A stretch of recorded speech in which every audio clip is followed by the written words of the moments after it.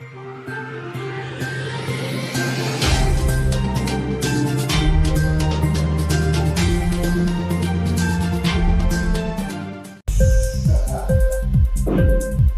TV prime time news కి స్వాగతం.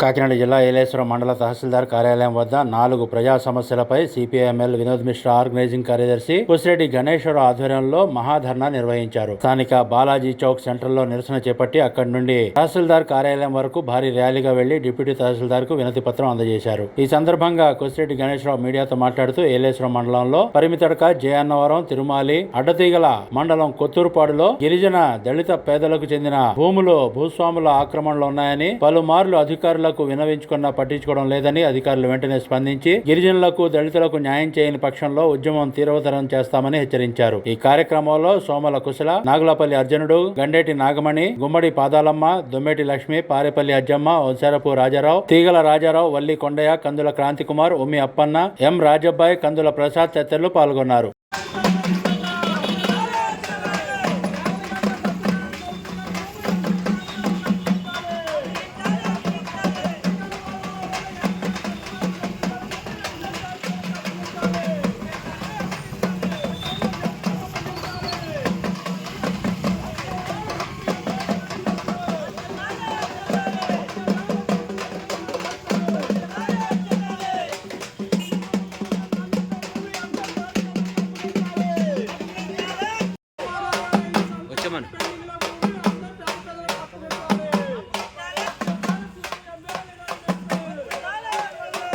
Hello ఏంటి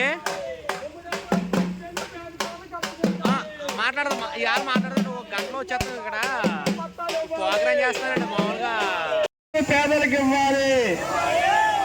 హైదరాబాద్ భూటాన్ వారు ఇచ్చిన పట్టాలు ఖచ్చితంగా అమలు చేయాలి. హైదరాబాద్ వారు భూటాన్ బోర్డు వారు ఇచ్చిన పట్టాలు ఖచ్చితంగా అమలు చేయాలి. హైకోర్టు ఆర్డర్లు ఖచ్చితంగా అమలు చేయాలి. హైకోర్టు వారి ఆర్డర్లు ఖచ్చితంగా అమలు పరచాలి. జయన్నవరం పరింతలక కొండపొడుపు ఈరోజు ఏలేశ్వరం మండల తహసీల్దార్ కార్యాలయం వద్ద 4 డిమాండ్ల మీద మహాధర్నా నిర్వహించడం జరుగుతూ ఉంది. ఏంటి అంటే 5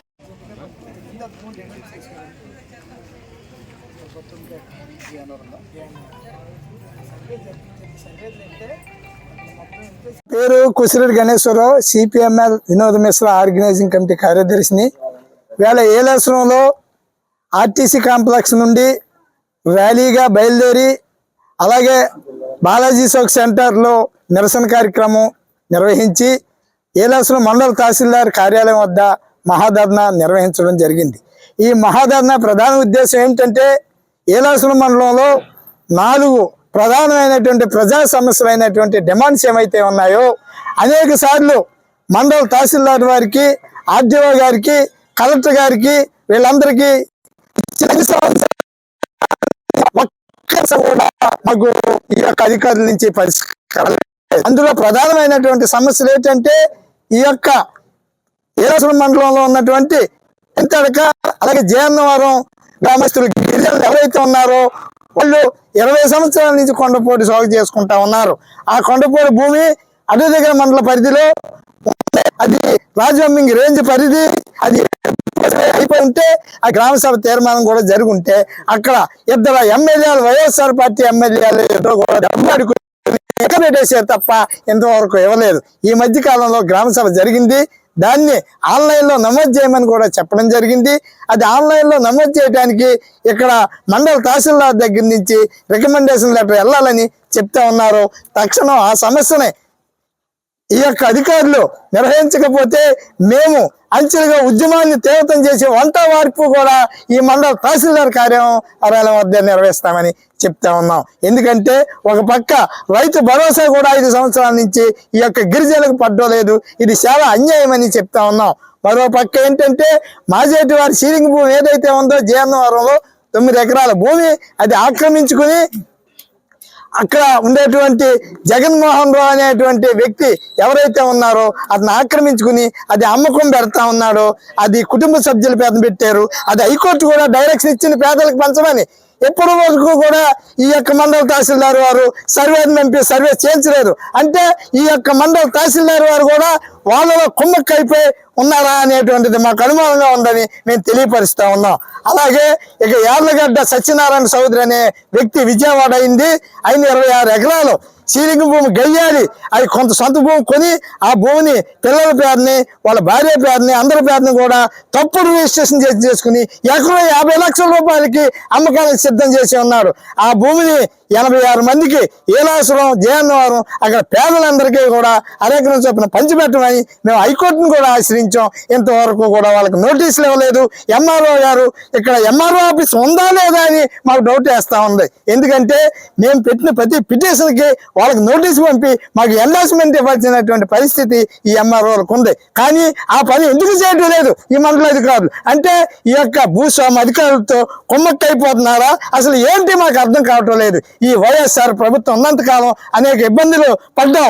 ఇప్పుడైనా తెలుగుదేశం కూటమి ప్రభుత్వం అధికారంలోకి వచ్చింది, మాకు న్యాయం జరుగుద్దని నమ్మకంతో ఈ యొక్క కార్యక్రమాన్ని నిర్వహిస్తా ఉన్నాం. మరో పక్క మన ఏలాసన మండలంలో ఉన్నటువంటి తెరమాలి గ్రామం, ఆ తెరమాలి గ్రామంలో వాగువారి కుటుంబీకులు భూమి ఎక్కువైపోయి వాళ్ళు భూదాన బోర్డుకి రాశారు.